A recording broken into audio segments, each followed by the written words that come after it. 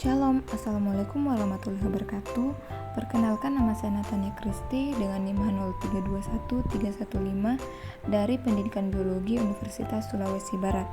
Di sini saya akan memaparkan mengenai analisis karakteristik ekosistem. Adapun indikator yang akan saya bahas, yang pertama konsep ekosistem, yang kedua komponen ekosistem, yang ketiga produktivitas dan efisiensi ekologi, yang keempat suksesi ekologi, yang kelima ekosistem terestrial, akuatik, dan buatan. Yang pertama, ekosistem.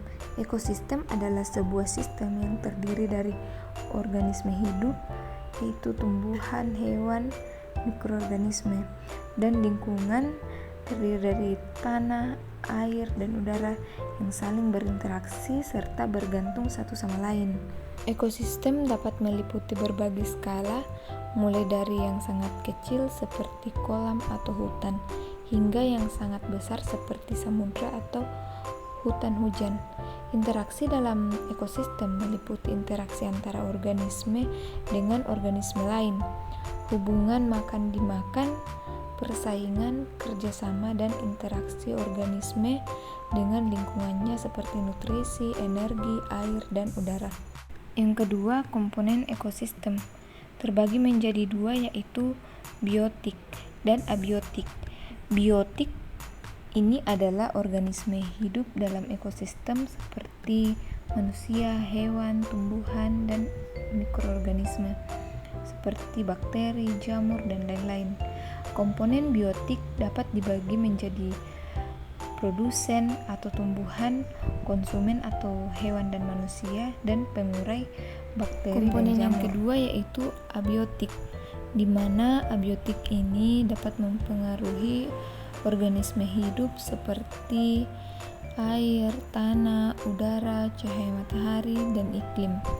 Komponen abiotik memberikan kondisi yang diperlukan untuk kehidupan organisme. Yang ketiga, produktivitas dan efisiensi dalam ekologi. Produktivitas ini merujuk pada tingkat di mana energi diproduksi dalam ekosistem. Ada dua jenis produktivitas. Yang pertama, produktivitas primer adalah jumlah energi yang diubah oleh produsen, biasanya tumbuhan melalui fotosintesis menjadi biomassa. Yang kedua, produktivitas sekunder merujuk pada energi yang diubah oleh konsumen seperti hewan dan manusia dari biomassa yang mereka makan. Selanjutnya, efisiensi ekologi adalah ukuran seberapa efisien energi yang ditransfer dari satu tingkat tropik atau tingkat dalam rantai makanan ke tingkat trofik berikutnya. Sebagian besar energi yang dihasilkan oleh produsen tidak efisien ditransfer ke konsumen. Sebagian besar energi hilang sebagai panas yang digunakan oleh produsen untuk proses kehidupan mereka sendiri.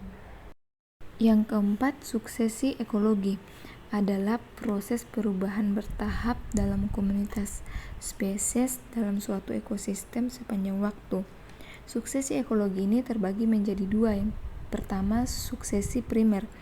Ini terjadi di daerah di mana tidak ada kehidupan sebelumnya, seperti lahan baru yang terbentuk oleh letusan gunung berapi atau tanah yang baru terbentuk oleh penarikan glaster.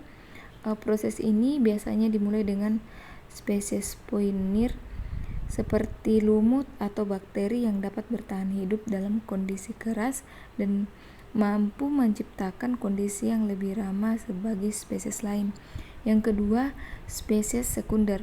Ini terjadi di daerah yang sebelumnya telah dihuni tetapi terganggu atau dirusak oleh peristiwa seperti kebakaran, banjir, atau aktivitas manusia.